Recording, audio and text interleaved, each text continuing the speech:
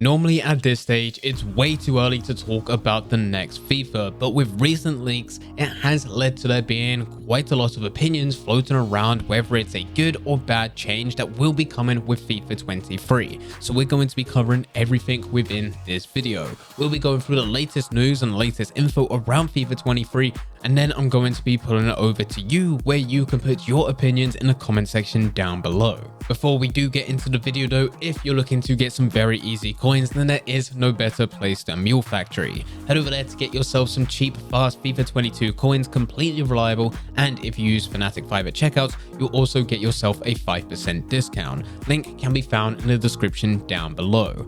Getting back into the video, we will be going over a couple leaks for FIFA 23, but do remember that at the end of the day, they are just leaks. There's a lot of things that can change between now and the release. Nothing in here is official, but it is fun to talk about and see other players' opinions. So the first thing that's really kicked everything off is that apparently FIFA 23 will be cross-platform. You will be able to play on your PlayStation and you will be able to play against someone that's currently on Xbox or even on PC. At the moment, everything that you have, whether it be division rivals, foot champions, squad battles, foot draft, friendlies, even once we go over to the leaderboards, it's all based on the platform that you're playing on. If you're on Xbox, you'll only be able to play people on Xbox. And specifically for FIFA 22, if you're on Xbox Series X or S, you can't play someone on Xbox One. It's also the same if you have the PlayStation 5 version, you can't play someone on PlayStation 4.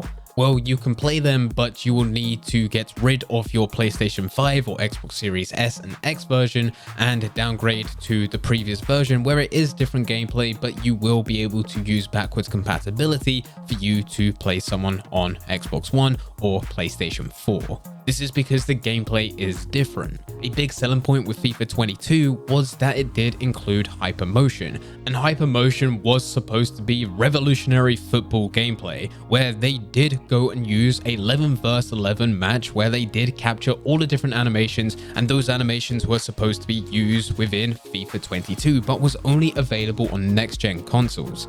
Actually became a big complaint because even PC wasn't allowed this type of gameplay, but it did lead to there being different gameplay to the likes of Xbox Series X and S to be different to Xbox One, very similar to PlayStation 5 being different to PlayStation 4. So everything ended up being completely separate, but with FIFA 23, supposedly this gameplay is all going to be exactly the same. Whatever type of technology they bring in for FIFA 23, if it is something like hypermotion, which is supposed to drastically change gameplay, it should now be applied to all platforms. And if you want, you could be on Xbox and play someone on PlayStation or PC. And if you're on PlayStation, you could play someone on Xbox or PC. I would also assume with this that it does mean that the markets would all be merged into one. As things currently stand, very similar to gameplay being separate, we also have completely separate markets. PlayStation normally has around about 4 to 5 million live transfers. Xbox normally has anywhere between 700,000 all the way up to 1.3 million, and with PC they normally have a max of about 500k. There is a massive difference in the amount of people playing each platform, with there being more players playing on PlayStation than anything else,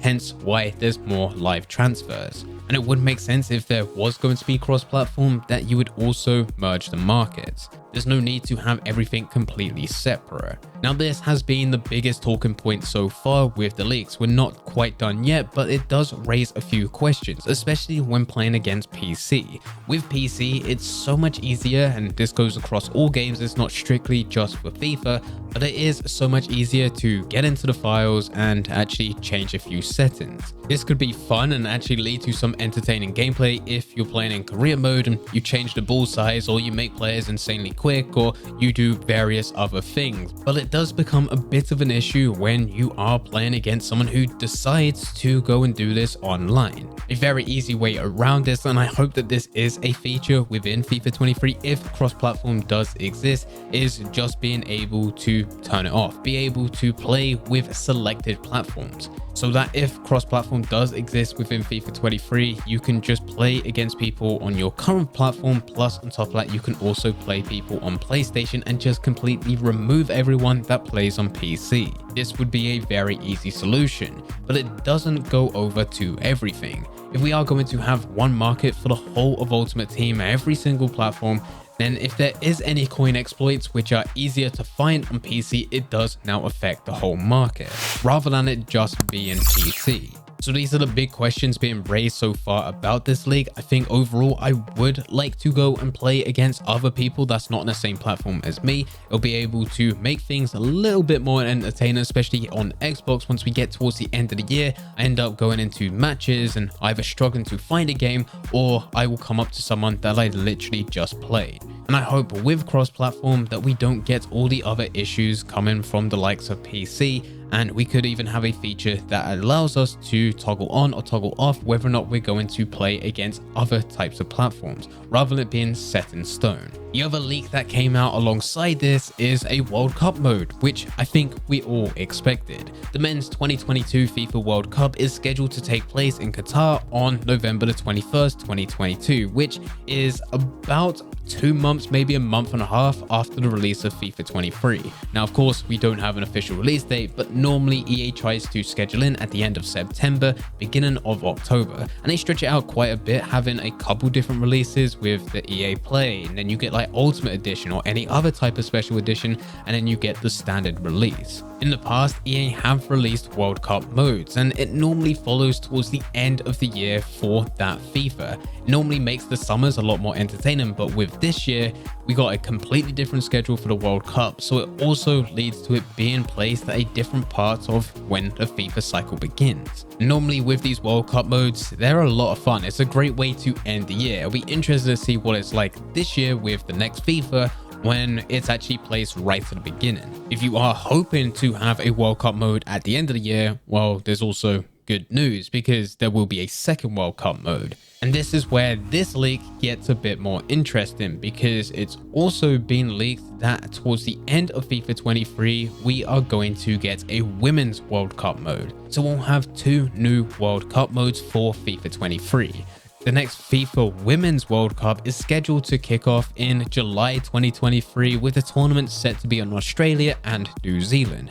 Now, I'm assuming both of these game modes are going to be pretty much identical once we break it down to the gameplay features, but it will have different aesthetics, as one's based in Qatar and the other one's based in Australia, different type of artwork around it. Plus, on top of that, instead of you collecting cards, and this is going off the assumption that this World Cup mode is going to be similar to what we've had in the past, so you will be able to collect cards from packs, and every single time you play one of your matches and win, you'll be able to get one of these packs, and there is no transfer market.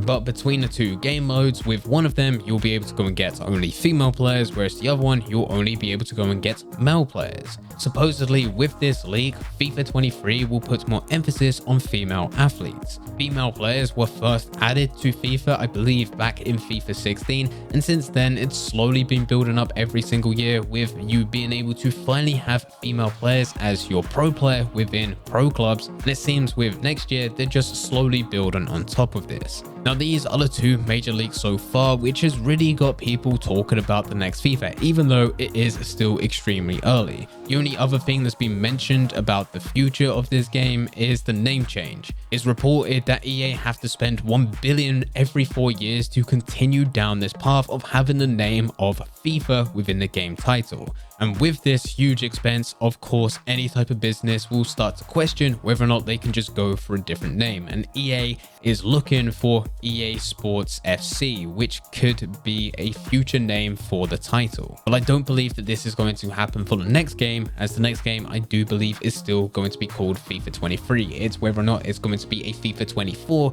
which is way too soon to be talking about. With everything that we've talked about in this video, if you do have an opinion, especially on cross-platform, because that seems to be the big talking point, then please feel free to leave it in the comment section down below. We will start to get official information for FIFA 23 around June, July time, where EA hosts events and releases trailers, and all of this happens just before the release in September or October.